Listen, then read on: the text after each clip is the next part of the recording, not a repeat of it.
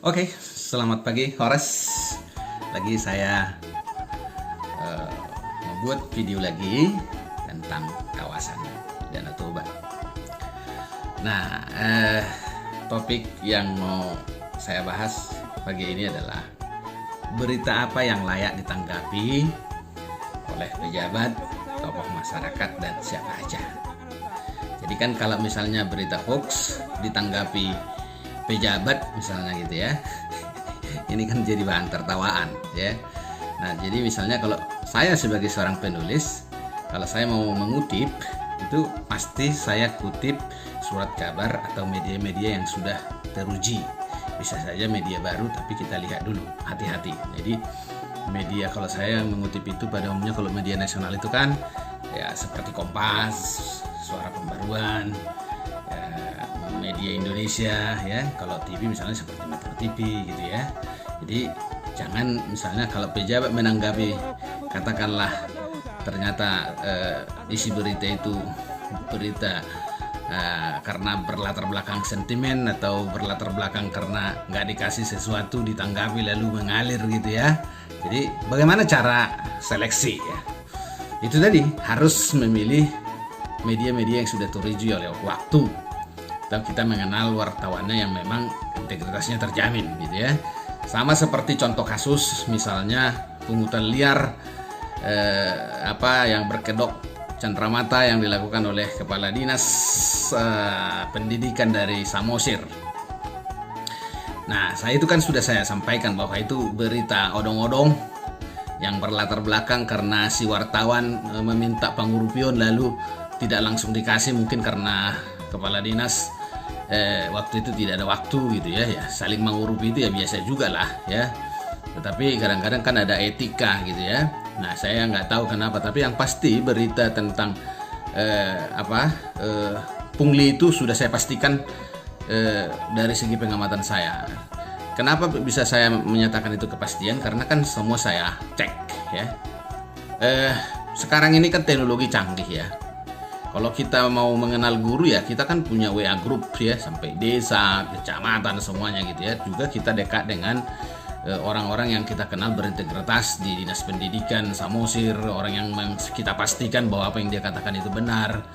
Kita juga memiliki informasi guru dari desa, kecamatan sampai ke tingkat kota, semuanya gitu. Kita kan memiliki orang-orang tertentu yang memang kita jamin kebenarannya. Nah, itu jadi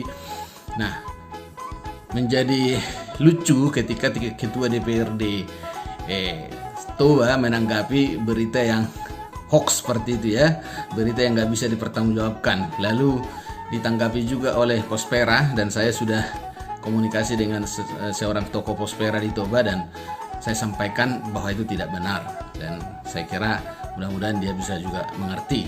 Nah, kemudian juga ditanggapi oleh seorang tokoh pers yang saya anggap sudah sangat senior.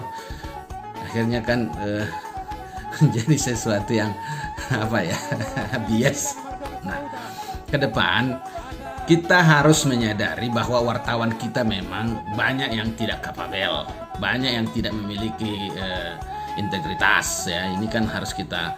Nah, cara mengatasi itu adalah kita orang yang rasional ya jangan ditanggapi gitu ya. Harus pandai memilih-milih, harus.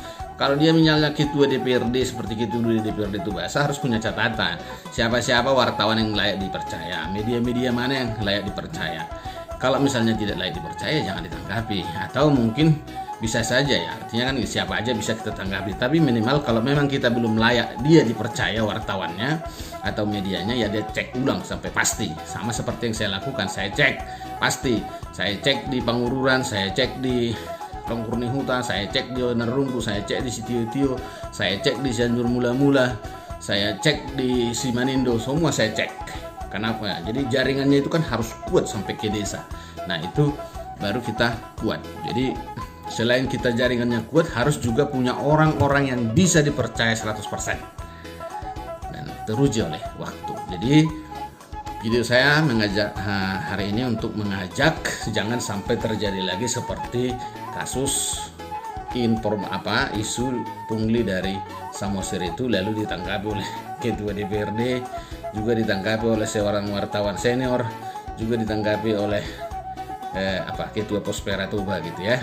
Jadi mari kita selektif supaya berita yang muncul di masyarakat adalah berita yang bisa dipertanggungjawabkan.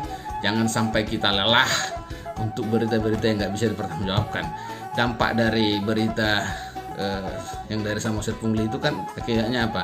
Guru sampai berkumpul di mana-mana untuk membuat surat pernyataan bahwa itu tidak pernah kami lakukan, gitu ya. Berkumpul di Sitio-tio, berkumpul juga di Simanindo gitu ya, hanya untuk membuat surat pernyataan bahwa itu tidak benar. Nah, dampak yang kedua kan seperti ini. Misalnya kan gini, budaya kita kan orang Batak dan juga Indonesia.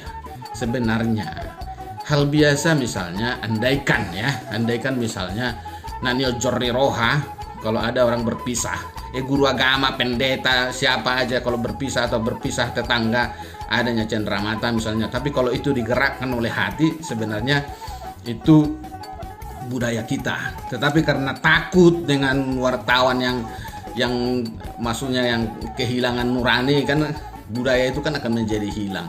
Jadi kalau kita menunjukkan sikap kita bahwa kita cinta kepada kita pemimpin kita, nanti kan orang jadi ketakutan kan gitu ya. Nah dulu saya waktu KKN di Langkat sana, dulu namanya KKN Terpadu, kami ke sana itu bagaimana dengan orang-orang penduduk setempat, misalnya membawa pisang, membawa durian, membawa apa seperti itu. Jadi kalau misalnya pemimpin yang pindah, orang misalnya kasih cenderamata atau misalnya berkelompok mereka atas inisiatif sendiri untuk membeli kenang-kenangan, katakanlah kenang-kenangan dalam bentuk buku, dalam bentuk barang, orang kan jadi ketakutan. Jadi kita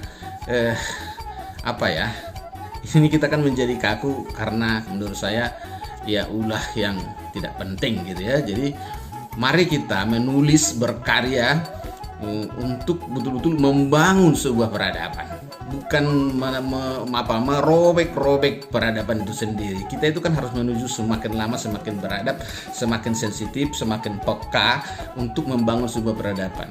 Jangan sampai yang kita lakukan itu adalah malah merobek-robek peradaban yang sudah ada. Tetapi mari kita membangun. Sekali lagi saya mengatakan, mari kita selektif untuk memilih berita-berita yang kita tanggapi.